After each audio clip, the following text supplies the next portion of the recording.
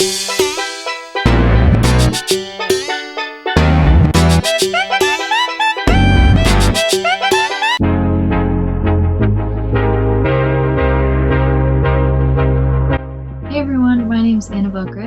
I'm the Executive Director of the Water and Security Correction Coalition, which is a nonprofit based in upstate New York. Water insecurity affects millions of Americans every year. Right now, more than 30 million Americans are using water systems that are currently violating safety rules and regulations. 1/5 of all Americans have been exposed to unsafe drinking water in the last 10 years. Places like Flint, Michigan and Hoosick Falls have been facing water crises for years because of contaminated water in their communities.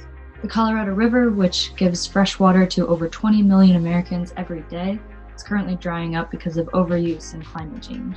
Climate change is increasingly making access to clean water resources harder and harder as time goes on. Water conservation is one way we can help all Americans and everyone on Earth ensure that they have access to clean water for years to come, even with the mounting threat of climate change and water overuse.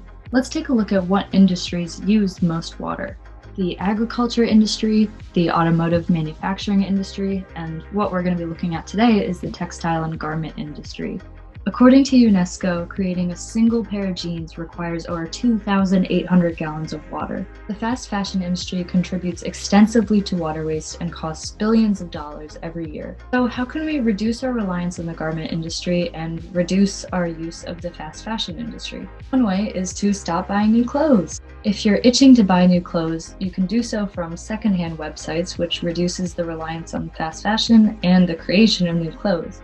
These are websites like Depop, Poshmark, Goodfair, all things that I use all the time. Another way to reduce your reliance is to upcycle your old clothes, which is what we're going to be doing today.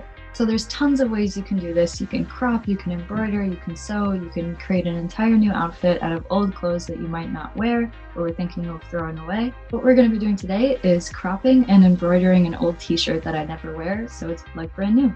Here are the materials that you're going to need to do this with me. An old t-shirt, paper, a pencil, a fabric marker, scissors, yarn, and a needle. Step 1, get an old t-shirt. I'm using an old black one that I don't really wear. Now that you have your t-shirt picked out, get your pen and your paper, and we're going to do a draft of the embroidery design that we want to do. So I am just doing a little heart. You can do something like, even something like this with some writing. But I just think a little heart is going to look super cute, so that's what I'm going to do. Take your t-shirt, place the paper in your t-shirt where you want it. This works better with a lighter t-shirt. I'm just using a darker one. So using a fabric marker or a pencil, we're going to sketch over what we want our design to be. So now that we have our sketch, we're going to get our sewing kit. Got my needle. If you know how to sew, you probably know what you're doing. Okay, so now I have my needle and I have my string or yarn. Now we're going to use a back stitch to do our embroidery. You put your needle in and then you come up about a stitch away.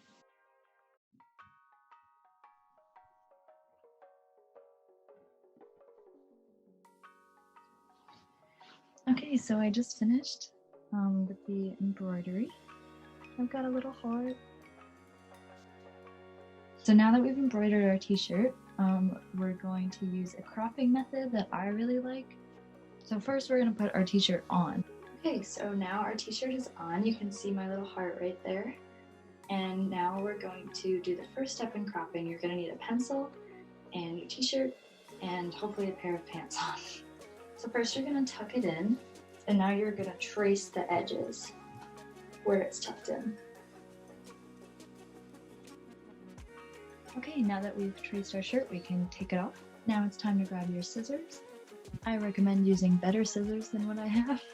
Lay your shirt flat on the ground and cut along the line that you traced.